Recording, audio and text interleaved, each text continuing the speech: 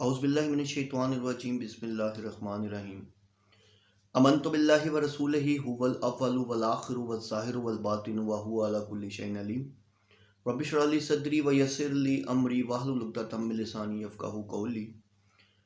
معزز ناظرین، بھائیوں بہنوں بزرگوں، السلام علیکم۔ سلسلہ ترجمہ تفسیر کے حوالے سے سورہ بقرہ کی آیت نمبر کل ہم نے 138 اور 139 کا ترجمہ اور تفسیر جو تھا پڑھا تھا، آج ہم اس سے آگے شروع کرتے ہیں۔ اللہ عز و جل فرماتے ہیں ام تقولون، کیا تم سب کہتے ہو، ان بے شک ابراہیم علیہ السلام و اسماعیل و اسحاق و یعقوب، اسماعیل علیہ السلام، اسحاق علیہ السلام، یعقوب علیہ السلام والاسباط، اور ان کی اولاد کانو تھے، ہودن یہودی او نصارا یا نصرانی۔ یعنی کہ اس کا ترجمہ یہ ہے کہ کیا تمہارا کہنا یہ ہے کہ ابراہیم، اسماعیل، اسحاق، یعقوب اور ان کی اولاد جو تھیں وہ یہودی یا نصارا تھے؟ ٹھیک ہے۔ اچھا، یہاں اب دیکھیں اللہ عز و جل جو ہے ان سے بات کر رہے ہیں، یہودیوں سے کیا بات کر رہے ہیں؟ ان سے واضح بات یہ کریں کہ تم جو کہتے ہو کہ یہودی بن جاؤ، نصارہ بن جاؤ تو تم ہدایت پالو گے، تو حضرت ابراہیم علیہ السلام جو تھے وہ کون تھے؟ کیا وہ یہودی تھے؟ کیا وہ نصارہ تھے؟ نہیں، وہ کون تھے؟ اچھا، پھر حضرت اسماعیل، حضرت یعقوب، یہ دیکھیں پیغمبروں کا نام لیا گیا باقاعدہ، اسحاق، یہ کون تھے؟ کیا یہ یہودی تھے، نصارہ تھے؟ اچھا، یہ جو بات ہے نا یہاں، یہ بات ہمارے لیے بھی تھوڑا سا نا ہمیں بھی سوچنی ہے، مسلمانوں کو، یعنی کہ ہمیں بھی یہ بات سوچنی ہے کہ اللہ کے رسول صلی اللہ علیہ وسلم اور ان کے صحابہ رضی اللہ تعالیٰ عنہ کون تھے؟ کیا وہ دیوبندی تھے؟ کیا وہ بریلوی تھے؟ کیا وہ اہل تشیع تھے؟ کیا وہ دیوبندی تھے یا کوئی بھی مطلب کسی فرقے سے تعلق تھا کسی ان کا؟ تو وہ کیا تھے؟ وہ کون تھے؟ وہ مسلمان تھے۔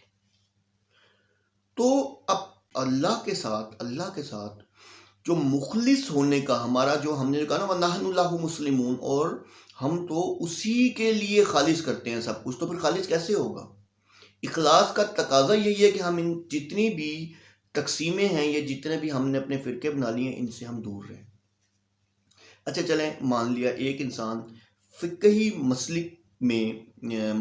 مسلک کی پیروی کرتا ہے، فقہی مسلک کی پیروی کر رہا ہے، بھلے وہ کوئی بھی مسلک ہے اس کی پیروی کر رہا ہے، لیکن اس مسلک کو اپنی شناخت بنا ڈالنا، وہ جو ہے اپنی شناخت بنا ڈالنا اور پھر اس کے لیے جد و جہد کرنا، اس کو دین کے آگے مطلب دین سے اوپر رکھنا اور اس کے لیے اپنی ساری جد و جہد کرنا، تو یہ ہمارے دین کے اور اس کی روح کے یکسر، یعنی کہ یہ خلاف ہے بالکل نا، یہ جو پیٹرن ہے۔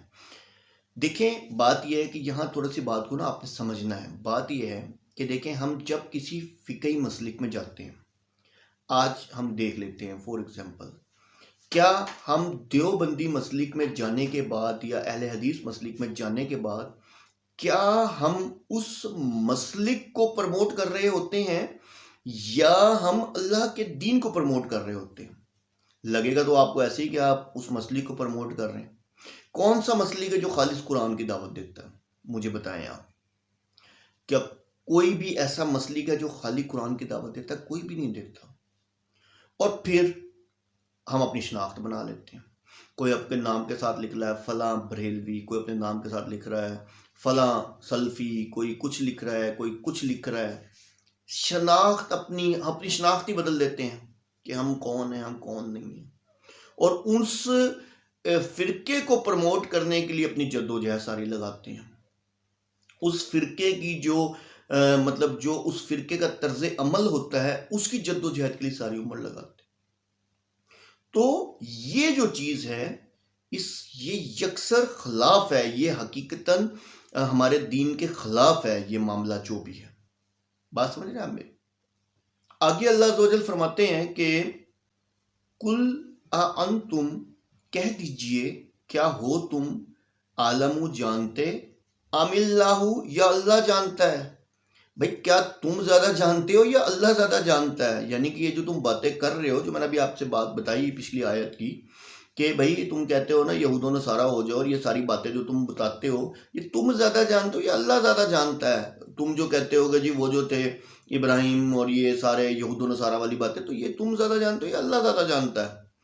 ومن ازلم، اور جس نے ظلم کیا، ممن اس سے، کاتما چھپائی، شہادتن شہادت، اندہ نزدیک، من اللہ اللہ کے نزدیک۔ ترجمہ یہ ہے کہ کان کھول کر سن لو کہ اس سے بڑھ کر ظالم کون ہوگا جو اللہ کے سامنے گواہی کو چھپائے۔ ابھی کس کی بات ہو رہی ہے؟ علماء یہود کی بات ہو رہی ہے کہ وہ واضح طور پر جانتے تھے کہ اللہ کے رسول صلی اللہ علیہ وسلم جو ہیں وہ اللہ کے نبی ہیں، لیکن انہوں نے یہ حقیقت سب سے چھپائی۔ وہ جانتے تھے کہ یہ وہی نبی ہیں جن کی، لیکن کیا ہٹ درمی تھی نا، ایک خودسری تھی کہ نہیں بھائی یہ تو بنی اسرائیل میں سے آنے تھے، یہ کہاں سے بنی اسماعیل سے آ گئے؟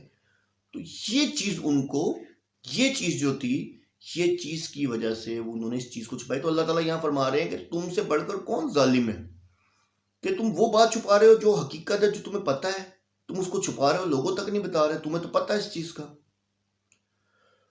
تو معزز ناظرین، بھائیوں بہنوں بزرگوں، آج ہم نے سورہ بقرہ کی آیت 140 کا ترجمہ اور تفسیر پڑھا۔ انشاءاللہ عز و جل اگلی ویڈیو میں ہم اگلی آیت کا ترجمہ اور تفسیر پڑھیں گے۔ اللہ عز و جل آپ سب کو دین میں استقامت دے۔ وآخر دعوانا ان الحمد للہ رب العالمین۔